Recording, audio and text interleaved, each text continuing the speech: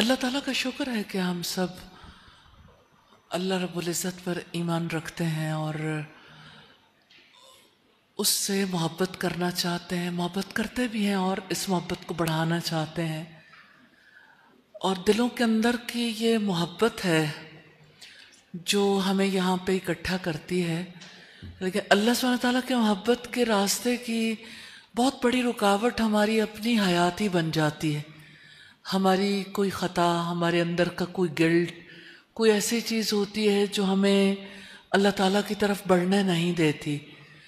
ہمارا یہ جو سیریز چل رہی ہے لیو ود اللہ سبحانہ و تعالیٰ، اس سلسلے کی آج یہ تیسرا سیشن ہے. یوں تو چوتھا سیشن ہے لیکن یہ تیسرا سیشن ہے نا ہمارا. جی ہاں ویسے فورتھ سیشن ہے لیکن سیشن فورتھ ہے بک ہم لیکن انشاءاللہ جی آج ریٹرن ٹو اللہ کو تو دیکھیں گے. ہمارا یہ آج کا سیشن جو ہے نا ریٹرن ٹو اللہ سبحانہ و تعالی، وہ اسی حوالے سے ہے کہ ہم یہ دیکھنا چاہتے ہیں کہ اللہ تعالیٰ کی طرف لوٹنے کے لیے کیا رکاوٹیں ہیں، کیسے اس کی طرف لوٹیں. تاریخ میں کس طرح سے لوگ اللہ تعالیٰ کی طرف لوٹتے رہے. غلطیاں خطائیں تو صرف زمین کی نہیں ہے، آسمان پر بھی غلطی ہوئی تھی، لیکن اللہ تعالیٰ نے سکھایا کہ کس طرح سے لوٹنا ہے. تو لوٹنے والے کو اللہ تعالیٰ کیسے ویلکم کرتے ہیں. ہم ان سیشنز میں آپ سے توقع رکھتے ہیں کہ آپ یعنی جو اپنی طرف سے ایڈ کرنا چاہیں، سوال کرنا چاہیں، کچھ ریفلیکشن دینا چاہیں، کچھ شیئر کرنا چاہیں، تاکہ ہم مل بیٹھ کے اس کو محض یہ ون وے کمیونیکیشن نہ ہو. انٹریکٹیو سیشنز اسی لیے ہوتے ہیں کہ سب کے مشترکہ معاملات ہوں تاکہ ہم زیادہ اچھے طریقے سے اللہ سبحانہ تعالیٰ کی طرف رجوع کرنے کے قابل ہو جائیں.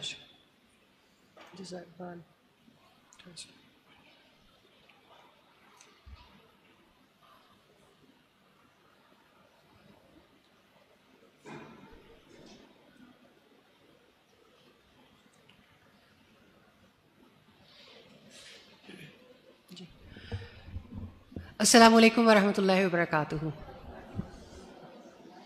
الحمدللہ رب العالمین، اللہ تعالیٰ کی توفیق ہے کہ ہم آج فورتھ سیشن کے لیے اکٹھے ہوئے.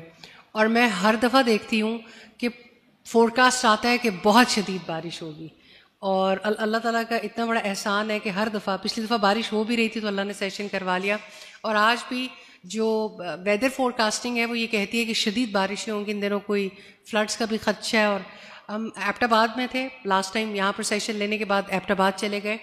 ایبٹ آباد میں ایک نیو سینٹر کی انوگریشن تھی، مانسہرہ میں ایونٹس تھے. تو واپسی میں استاذہ سے بات کر رہی تھی کہ استاذہ شاید اس ہفتے ہمیں واقعی بدلنا پڑ جائے کیونکہ بہت زیادہ زور دیا جا رہا ہے. تو استاذہ نے کہا الحمدللہ یہ ہر دفعہ ہی ہوتا ہے اور اللہ تعالیٰ کی توفیق ہے. یقیناً ہمارا اکٹھے ہونا، ہمارا بچھڑنا اس اللہ تعالیٰ کی محبت کے لیے ہے، جس کو سیکھنے کے لیے بھی یہاں پر اکٹھے ہوتے ہیں. اور یہ جو لیو ود اللہ سیریز ہے، جیسے کہ بھی استاذہ نے بھی فرمایا، اس کا یہی میئرلی آبجیکٹو ہے.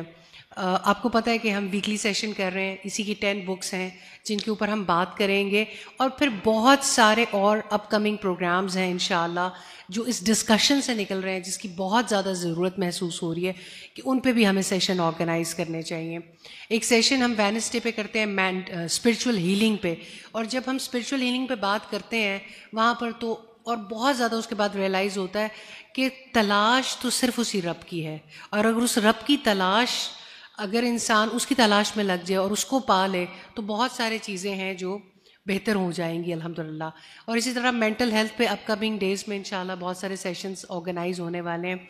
اور یہ پروگرام اسی لیے کنڈکٹ کیا جا رہا ہے کہ ہم کوشچن آنسر فارم میں ان چیزوں کو ایڈریس کر سکیں. اور آپ یہاں پر بیٹھے ہوئے لوگ بھی کوشچن کر سکتے ہیں، تھوڑا سا فارمیٹ جو آتے رہتے ہیں ان لوگوں کو پتہ ہے، اور جو یوٹیوب پر دیکھ رہے ہیں یا فیس بک پہ دیکھ رہے ہیں تو میجرلی یوٹیوب کے کوشچنس کو یہاں پر ہم لے رہے ہوتے ہیں. تو آج الحمدللہ رب العالمین ہم اپنے جو تھرڈ بک ہے وچ از دا لیو ود اللہ سیریز کا the third part return to Allah, اس کو ڈسکس کریں گے. اور میں ہمیشہ I am one of the biggest fan of استاذز رائٹنگ. مجھے یہ رائٹنگ بہت زیادہ ٹچ کرتی ہے، انسپائر کرتی ہے.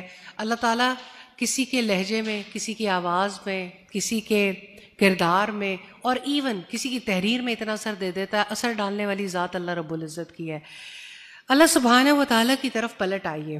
استاذہ آپ لکھتی ہیں کہاں جا رہے ہیں آپ, کس کی طرف دوڑ رہے ہیں, کس محبت کی تلاش میں اتنا تھک چکے ہیں.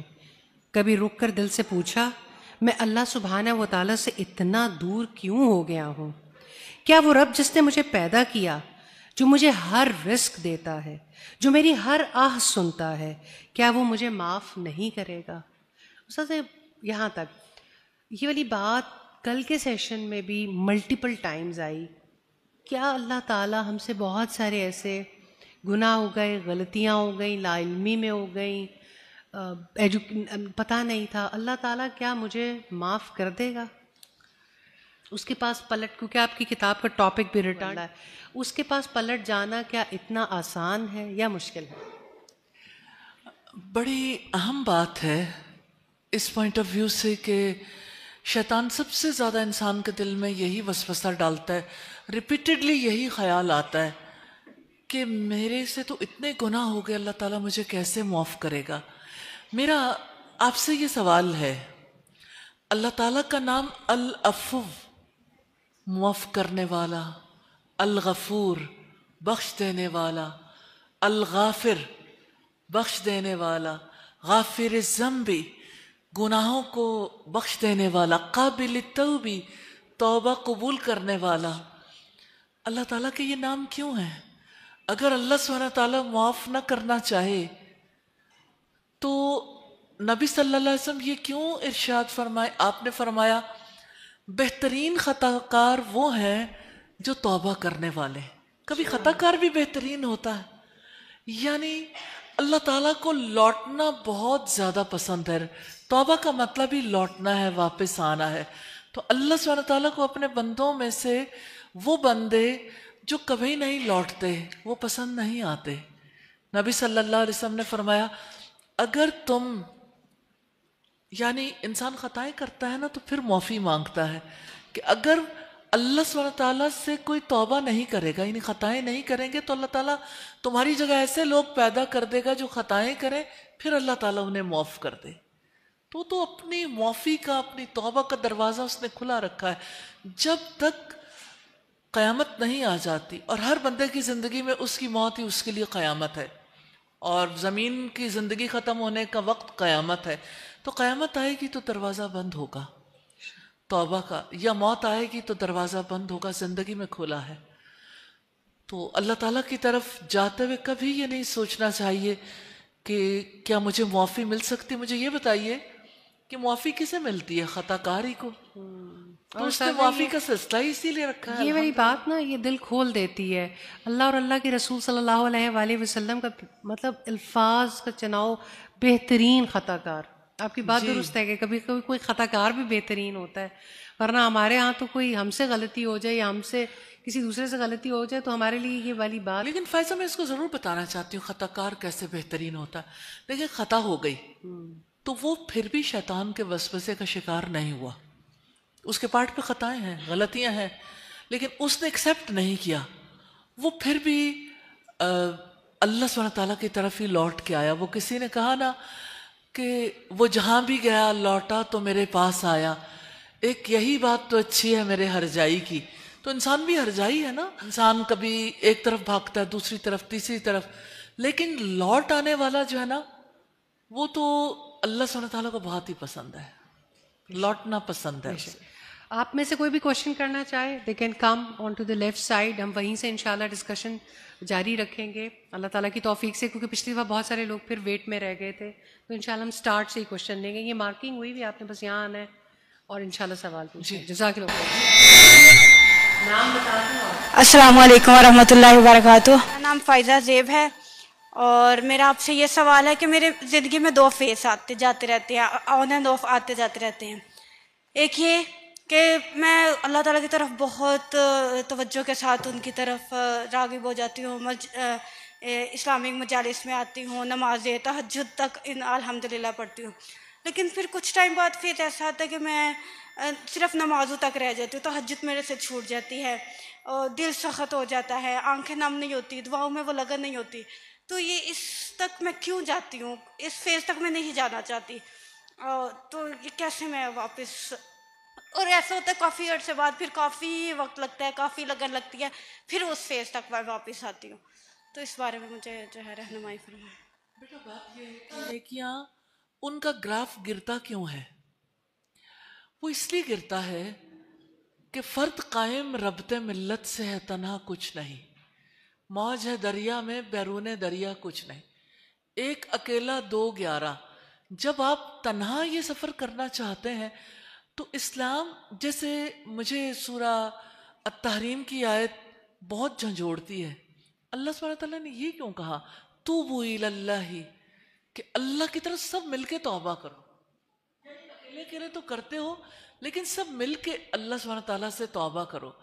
تو اللہ سبحانہ تعالیٰ سے جب ہم یعنی توبہ کریں، اکیلے کر سکتے ہیں، مل کے بھی کر سکتے ہیں، لیکن یہ جو نیکی پہ جمنا ہے نا، اس کے لیے اللہ سبحانہ تعالیٰ نے ایک سورت نازل کی ہے جس میں بہت اچھی گائیڈ لائن ہے.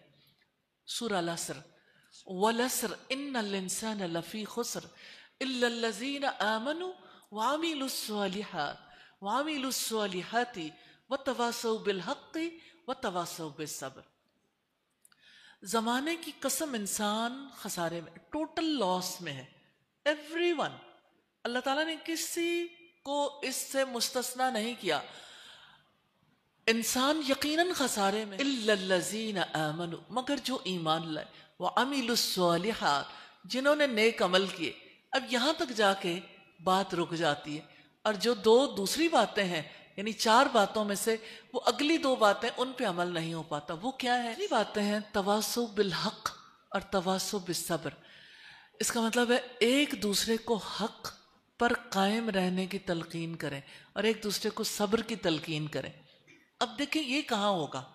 تواصوا بالحق ایک اچھی کمیونٹی میں ہو سکتا ہے. تواصوا بالحق ایسے لوگوں کے درمیان ہو سکتا ہے، مثال کے طور پر دوستوں کا ایک گروپ ہے تو آپس میں تواصوا بالحق کر سکتے ہیں. استاد شاید بہت سارے لوگوں کے لیے تواصوا بالحق کی ٹرمینالوجی نہیں ہو.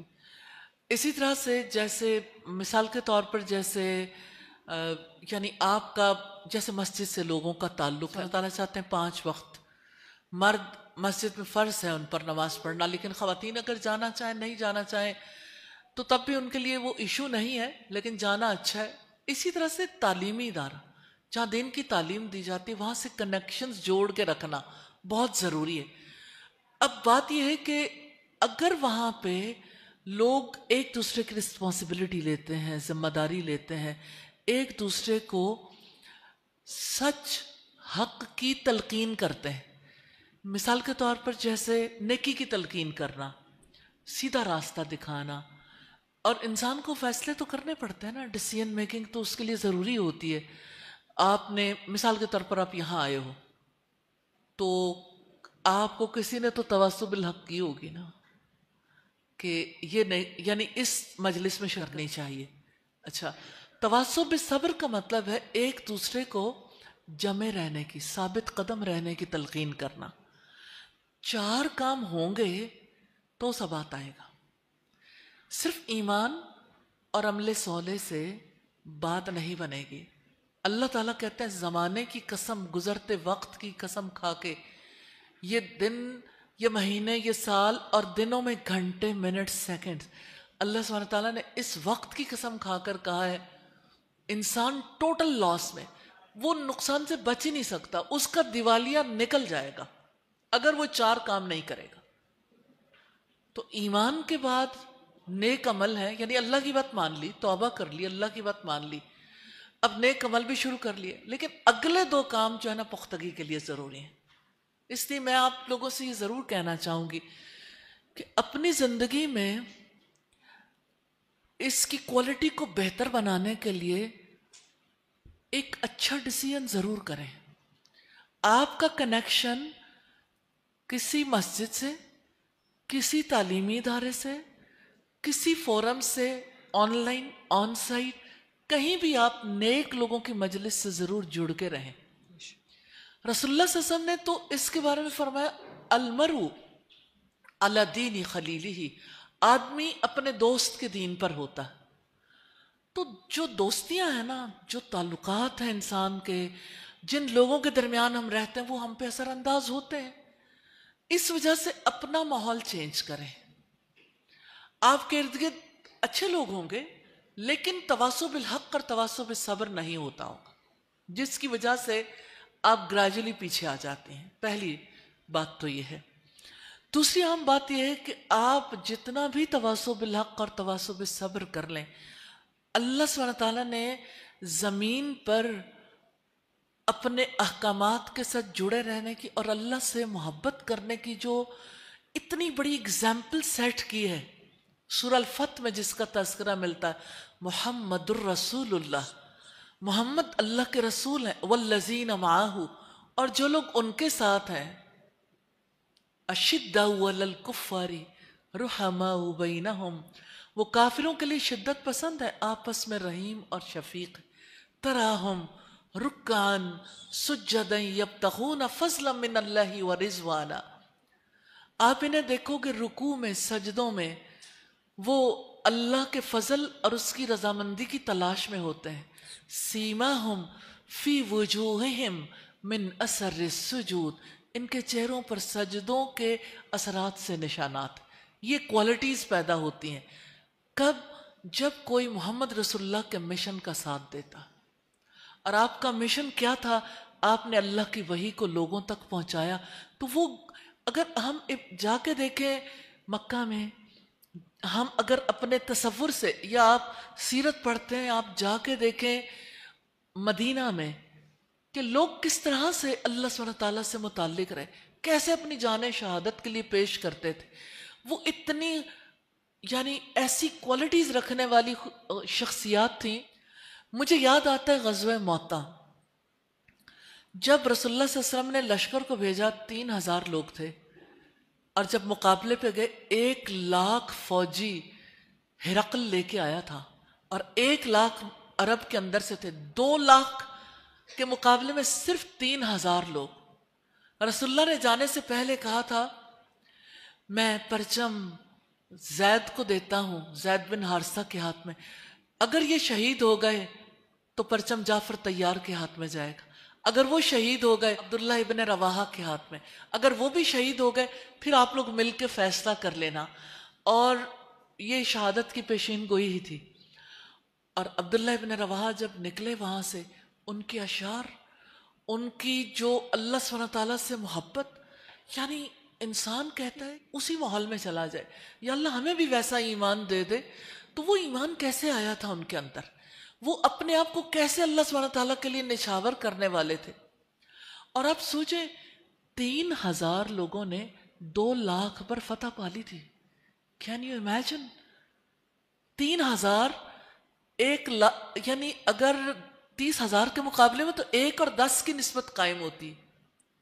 اگر 90,000 کے مقابلے میں ہو تو 1 اور 30 کی نسبت ہوتی ہے. اور یہ 2,00,000 افراد کے مقابلے میں 3,000. سوچئے اتنی پاورفل پرسنالٹیز کیسے بنی تھی. وہ رسول اللہ کی مجلس میں بیٹھتے تھے، وہ سیکھتے تھے علم کو باقاعدہ طور پر، اللہ کی وحی کو سیکھتے تھے، اس پر عمل کرتے تھے. آج بھی تبدیلی اسی طرح سے آئے گی. نبی صلی اللہ علیہ وسلم جس طرح سے لوگوں کو اللہ سبحانہ تعالیٰ کے ساتھ کنیکٹ کرتے تھے، امام مالک نے یہ بات کہی تھی، اس امت کے آخری حصے کی اصلاح بھی اسی طرح ہوگی جیسے پہلے حصے کی ہوئی تھی. تو بیٹا طریقہ کار یہی ہے، علمی مجالس اور باقاعدہ تعلق ایسا جوڑنا کہ وفا کی مثال بن جائے، کہ پھر کبھی نہ چھوٹے. بارک اللہ فیک. پھر بات جی ٹھیک ہے. کہتے ہیں کہ جو گناہ جان کے کیے جائیں، کیا ان کی توبہ قبول ہوتی ہے؟ توبہ کا دروازہ موت تک کھلا ہے. کوئی انسان اگر جان بوجھ کے خطا کرتا ہے اور اسے بعد میں شرمندگی ہو جاتی ہے، وہ واقعی سچے دل سے توبہ کرنا چاہتا ہے تو گنجائش موجود ہے. لیکن کوئی اس لیے گناہ کرنا چاہتا ہے کہ چلو بعد میں توبہ کر لوں گا، تو یہ دھوکہ خود کو بھی دیتا ہے اور اللہ تعالیٰ کو بھی دھوکہ دینے والی بات. لیکن اصلی بات یہ ہے کہ توبہ کی گنجائش ضرور موجود ہے. چاہے کوئی جان بوجھ کے کسی نے گناہ کیا ہو، کبیرہ کیا ہو، صغیرہ کیا ہو، ہر کوئی اللہ سے معافی مانگ سکتا ہے، اللہ تعالیٰ کی طرف پلٹ سکتا ہے۔ یہ دروازہ اللہ تعالیٰ موت کے وقت ہی بند کرتے ہیں کہ زندگی کی بھر یہ چانس موجود ہے۔ کوئی 99 لوگوں کا قاتل ہے یا 100 کا قاتل ہے، قتل کرنے والے کے لیے بھی توبہ موجود ہے۔ اور کوئی بڑے سے بڑے گناہ کرنے والا، سوچیں عربوں کے یہاں زناکاری، شراب نوشی، قتل و غارت گری کتنی عام تھی، کیا انہیں معافی ملی تھی؟ تو ایسے بھی لوگ تھے جنہوں نے، یعنی اللہ سبحانہ تعالیٰ سے میں ایک مثال دینا چاہتی ہوں آپ کے سوال پر، تاکہ یقین آ جائے کہ جان بوجھ کے گناہ کرنے والوں کے لیے بھی اللہ تعالیٰ نے راستہ کھلا رکھا ہے۔ نبی صلی اللہ علیہ وسلم کے پاس ایک عورت آئی اور کہنے لگی کہ میں نے زنا کیا ہے اور میں حاملہ ہوں، آپ مجھے پاک کر دیں۔ دیا نام تھا عورت کا۔ رسول اللہ صلی اللہ علیہ وسلم نے فرمایا جاؤ، بچہ پیدا ہو جائے گا نا پھر آنا۔ جب بچہ پیدا ہوا، وہ بچے کو لے کے رسول اللہ کے پاس آئی کہ اب مجھے پاک کر دیں۔ 9 مہینے گزرے تھے۔ آپ صلی اللہ علیہ وسلم نے فرمایا جاؤ اسے دودھ پلاؤ پھر آنا۔ 1.5 سال گزار کے بچے کے ہاتھ میں روٹی کا ٹکڑا دیا۔ آپ سوچ سکتے ہیں ایک ماں کی کتنی ایسوسیشن ہو جاتی، 9 مہینے پیٹ میں رکھ کے 1.5 سال دودھ پلایا، لیکن وہ اپنی بات نہیں بھولی۔ گناہ جان بوجھ کے کیا تھا، یعنی ارادتاً زنا ہوا تھا۔ پھر کہنے لگی کہ اے اللہ کے رسول یہ اب روٹی کھا سکتا ہے، آپ مجھے پاک کر دیں۔ پھر اللہ کے رسول صلی اللہ علیہ وسلم نے گڑھا کھدوایا، گڑھے میں غامدیہ کو بٹھا دیا، پہلا پتھر مارا۔ خالد بن ولید کا نام تو آپ سب جانتے ہوں گے رضی اللہ تعالیٰ عنہ، انہوں نے پہلا پتھر کھینچ کے مارا، غامدیہ کے سر سے لہو کا فوارہ پھوٹا، ان پہ چھینٹے پڑے تو انہوں نے برے الفاظ کہے۔ تو آپ نے کہا خالد ٹھہر جاؤ، اس نے ایسی توبہ کی ہے کہ اگر مدینہ والوں کے 70 لوگوں، یعنی 70 لوگوں نے کوئی اتنے گناہ کیے ہو نا، ان پر بھی تقسیم کی جائے، سب کو معاف کر دے گا اللہ تعالیٰ۔ اللہ اکبر۔ تو اللہ سبحانہ تعالیٰ صرف یعنی سچی توبہ کرنے والے کو اللہ تعالیٰ معاف کر دیتا۔ تو غلطی تو نارملی اگر آپ دیکھیں، گناہ قدم پھسلتے ہیں لیکن گناہ نارملی ارادتاً ہوتے ہیں، بے ارادہ گناہ ہوتے ہیں لیکن کم، لیکن کبیرہ گناہ نارملی لوگ ارادتاً ہی کرتے ہیں، اس کی گنجائش موجود ہے۔ ہاں اللہ تعالیٰ نے جو تعزیرات رکھی ہیں، اگر وہ اللہ سبحانہ تعالیٰ کا جو معاملہ ہے، اللہ تعالیٰ معاف کر دیتا ہے توبہ کرنے والے کو، لیکن جو اس کے لیے جو پکڑ ہوگی، اس کے لیے جو سزا ہے، وہ اپنی جگہ پر ہے۔ جزاک اللہ خیر۔ جی آپ کو کچھ؟ وعلیکم السلام۔ اور مجھے ایک جو سوال ہے جو میرے اپنی ذاتی پرسنل لائف سے ہے، وہ یہ کہ ایک تو یہ کہ دل سخت ہو جاتے ہیں، کبھی نرم ہوتا ہے، کبھی اتنا نرم ہوتا ہے کہ بس اللہ ہے، کچھ اور نہیں ہے۔ اور پھر جب زندگی کی مصروفیات آتی ہیں، بچے گھر، پھر وہ اس طریقے سے ایسا لگتا ہے کہ جیسے اب کوئی پرواہ نہیں ہے، بس یہ۔ اور دوسرا یہ کہ کبھی کبھی جاب میں ایسے ہو جاتا ہے کہ جو ڈیسیژن ہم لینا چاہتے ہیں وہ نہیں لے پاتے، پریشرائز ہوتے ہیں، اور وہ ہم ڈیسیژن نہیں لے رہے ہوتے، لیکن اوپر جو حکمران وہ غلط ڈیسیژن لے رہے ہوتے ہیں۔ اب وہ اس میں ہم کچھ کر بھی نہیں سکتے، کیونکہ ہمارے ساتھ اوریجنل جاتے ہیں ڈیسیژن، لیکن جب وہ وہاں سے چینج ہو جاتا تو وہ گلٹ ایک ذہن میں رہتا ہے کہ ہمیں کیا کرنا ہے، یعنی کہ ہم اپنی کوشش پوری کرتے ہیں، لیکن پریشرائز جب ہوتے ہیں تو وہ پھر جیسے رولز چینج ہوتے ہیں تو اس میں وہ بہت گلٹ رہتا ہے کہ اللہ تعالیٰ پتہ نہیں ہمیں معاف کرے گا اور ہماری یہ عذر قبول کرے گا یا کیسے۔ یہ ایک چیز ہے نا، یہ آپ رہنمائی کیجیے گا۔ سوال کیا کہ دل سخت ہو جاتے ہیں، کبھی نرم ہو جاتے ہیں، کبھی دل سخت ہو جاتا ہے۔ سوال یہ پیدا ہوتا ہے دل سخت کب ہوتا ہے؟ جب انسان خطائیں کرتا ہے، جب اللہ تعالیٰ کے احکامات کو توڑتا ہے۔ تو ظاہر ہے کہ جیسے آپ دیکھتے ہیں کہ کپڑے پر جب داغ لگتا ہے دھبے پڑ جاتے ہیں، تو اسی طرح سے دلوں پر بھی دھبے پڑ جاتے ہیں۔ نبی صلی اللہ علیہ وسلم نے فرمایا کہ جب بندہ گناہ کرتا ہے تو اس کے دل پر ایک سیاہ دھبا یا سیاہ نقطہ لگ جاتا ہے، اگر وہ اسی وقت توبہ کر لے تو اسے واش آؤٹ کر دیا جاتا ہے۔ اور اگر وہ توبہ نہیں کرتا تو وہی دھبا کے پورے دل کو سیاہ کر دیتا. اور پھر ظاہر ہے کہ اگر دل سیاہ ہو جائے اس میں نیکی کی بات نہیں آتی. آپ صلی اللہ علیہ وسلم نے فرمایا دلوں کو زنگ لگ جاتا ہے جیسے لوہے کو پانی سے زنگ لگتا ہے. تو صحابہ کرام نے پوچھا کہ اللہ کے رسول پھر دلوں کے زنگ کو دور کرنے کے لیے کیا کریں؟ تو آپ نے فرمایا کثرت سے موت کو یاد کریں اور کثرت سے قرآن کی تلاوت کریں. تو 2 باتیں یاد رکھیے گا، یہ دلوں کے زنگ کو دور کرنے کے لیے، سختی کو دور کرنے کے لیے موت کو یاد کرنا، آخرت کے حالات کو یاد کرنا، اور دوسرے قرآن کی تلاوت. ہمارے یہاں جو تلاوت ہوتی ہے اس میں کسی کو سمجھ نہیں آتی اللہ کی کتاب میں کیا ہے، اس لیے آپ اپنے لیے ضرور سوچئے کہ میں نے قرآن کو سیکھنا ہے اپنی زبان میں. فرسٹ ہینڈ نالج آپ کے پاس ہونا چاہیے، بیساکھیوں پہ نہیں چلنا چاہیے. اپنے پاس نالج ہو نا تو پتہ چلتا ہے جب تلاوت کرتے ہیں اللہ تعالیٰ کیا کہتے ہیں، اور قرآن پڑھنے سے دل میں نرمی آتی ہے. اسی طرح سے نیکی کے چھوٹے چھوٹے کام انسان کرتا ہے نا، اچانک اتنے بڑے کام نہیں ہوتے انسان سے کہ انسان کی زندگی بدل جائے. لیکن یہ ہے کہ دل کی سختی میں نا یہ جو سکرولنگ ہے نا اس کا بھی بڑا دخل ہے. آپ جب سکرول کرتے ہیں سوشل میڈیا پہ بہت زیادہ رہتے ہیں، اسکرین ٹائم زیادہ ہوتا ہے، تو سم ٹائمز ایسا ہوتا ہے جیسے بچے بھول جاتے ہیں ہم نے کچھ کھایا تھا. ایک میری لینڈ یونیورسٹی نے ایک ریسرچ کی تھی، صرف 1 دن کے لیے 24 گھنٹے کے لیے لوگوں کو میڈیا سے دور رکھا جائے، موبائل نہ ہو، باقی گیجٹس نہ ہو. تو لوگوں نے کہا کہ ہمیں ایسا محسوس ہوا کہ ہمارے سر پھٹ رہے ہیں درد سے، اور ہمیں لگتا تھا ہمارے اندر ایک غصے کی کو طوفان تھا، ابال آتے تھے کہ ہمیں اس سے سب سے زیادہ نفرت ہوگی جس نے ہمیں اس میڈیا سے دور رکھا. تو اس وقت یعنی اس کو میڈیا ایڈکشن فرسٹ ٹائم اس کو جو ہے وہ نام دیا گیا کہ میڈیا کی وجہ سے ایڈکشن ہو جاتی. تو یہ ایڈکشن جو ہے نا یہ دل کو سخت کرتی. اسی طرح سے بہت ساری اور چیزیں بھی. تو اس چیز سے نکلنا کیسے پاسبل ہو؟ استغفار سے انسان نکل تو جاتا ہے، لیکن کنٹینیوسلی دل کی نرمی کے لیے موت کو یاد کرنا، پھر قرآن کی تلاوت کرنا، ذکر کرنا، کسی کی ہیلپ کر دینا، چھوٹے چھوٹے نیکی کے کام کر لینا. اور اگر اسکرین ٹائم آپ سارا نہیں کم کر سکتے 5 منٹ کم کر کے دیکھیں.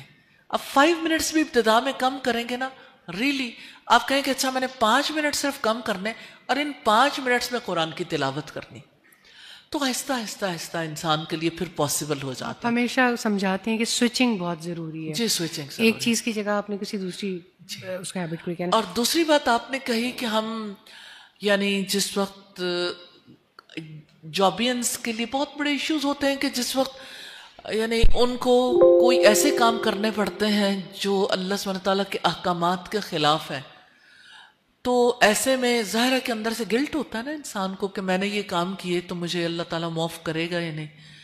تو نیچرلی یعنی کہ ہے تو یعنی ظلم والا معاملہ، اس میں دیکھا جا سکتا ہے. خود پہلے نا ایک لسٹ بنا لیں کہ میں کون کون سے ایسے کام کرتی ہوں، کیونکہ دوسروں کو نہیں پتا چلے گا. آپ خود انشاءاللہ اللہ تعالیٰ آپ کو وہ کسوٹی دیں گے، آپ کو پتہ چل رہا ہے کیا اس کام کا کوئی متبادل ہو سکتا تھا. آپ 10 کام ہے، 20 کام ہے، ان کی لسٹ بنا لیں، پھر دیکھیں کہ اچھا اس کے مقابلے میں اور کیا ہو سکتا تھا.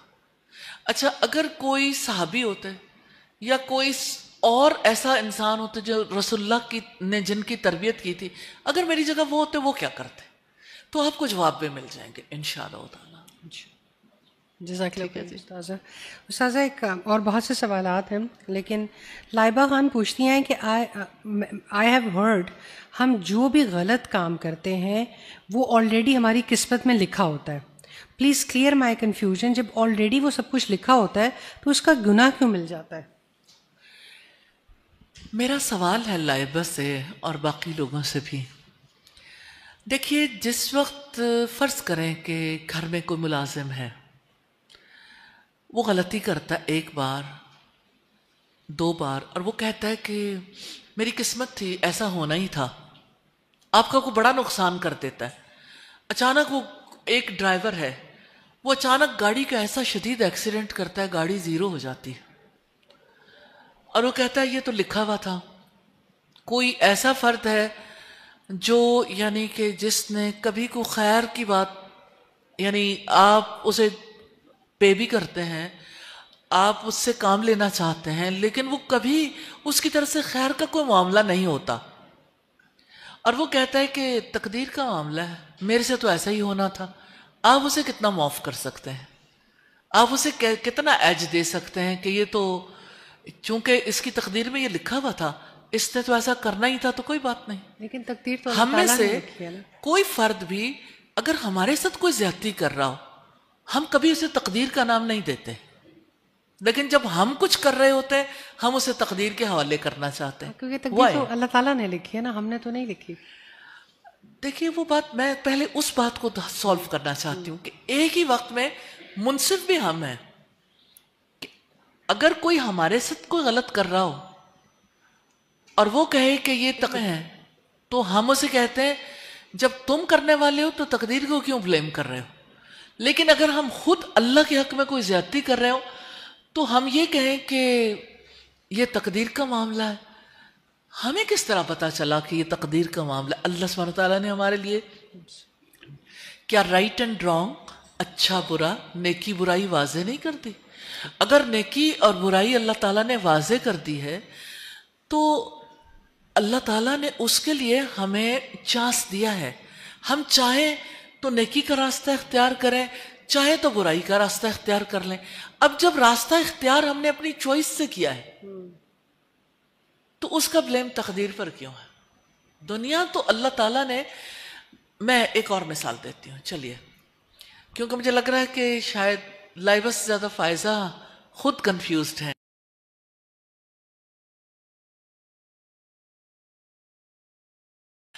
اللہ سبحانہ تعالیٰ نے قرآن مجید میں فرمایا خلق الموت والحیات لیبلوکم ایکم احسن عملا، اس نے موت اور زندگی کو پیدا کیا تاکہ وہ تمہیں آزمائے تم میں سے کون سب سے اچھے عمل کرنے والا۔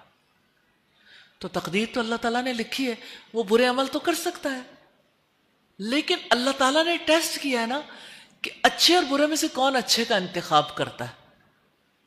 باقی وہ اللہ کا علم ہے کہ اللہ تعالیٰ اپنے علم سے جانتے ہیں کس نے برائی کی طرف جانا ہے، کس نے نیکی کی طرف جانا ہے۔ مثال کے طور پر ابھی جیسے سوال کیا تھا، کسی کے دل کے اندر گلٹ ہے کہ میں جاب کرتی ہوں اور ایسا معاملہ ہے کہ اللہ تعالیٰ کی طرف سے معافی ملے گی، اس کا مطلب ہے اللہ تعالیٰ ان پر مہربان ہے، یہ ان کے اندر سے اللہ تعالیٰ کی رحمت کی وجہ سے یہ بات اٹھ رہی ہے کہ میں یہ غلطی نہ کروں۔ یہ اللہ تعالیٰ کی کال ہے آپ کے لیے، اور آپ اس کال کی وجہ سے یعنی آپ کے اندر یہ سوال اٹھا ہے کہ میں یہ سوال کروں، تو یہ اللہ کی رحمت ہے جو اللہ تعالیٰ آپ کو گریجولی اپنی طرف لے کے آ رہا ہے۔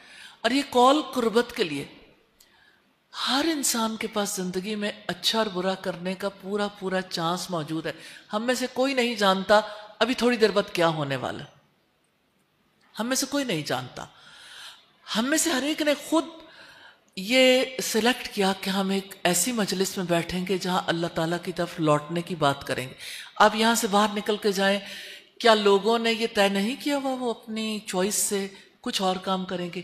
آپ کو کچھ لوگ جو ہیں وہ قریب کے ہوٹل میں یعنی آپس میں لڑکا لڑکی بیٹھ کے باتیں کرتے ہوئے بھی نظر آئیں گے۔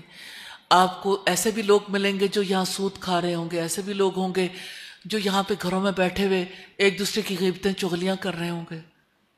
تو اگر آپ نے اپنے ٹائم کے لیے ڈیسائیڈ کیا تو آپ تقدیر کے بارے میں تو نہیں جانتے تھے، اور وہ بھی اپنی تقدیر کے بارے میں نہیں جانتے، وہ تو اللہ کا علم ہے نا، اللہ سبحانہ تعالیٰ کا علم ہے۔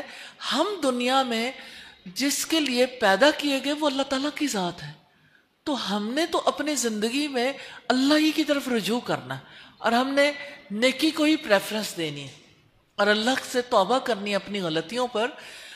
اس لیے اس دنیا میں رہتے ہوئے اپنے پرپز آف لائف کو دیکھنا چاہیے کہ ہم سب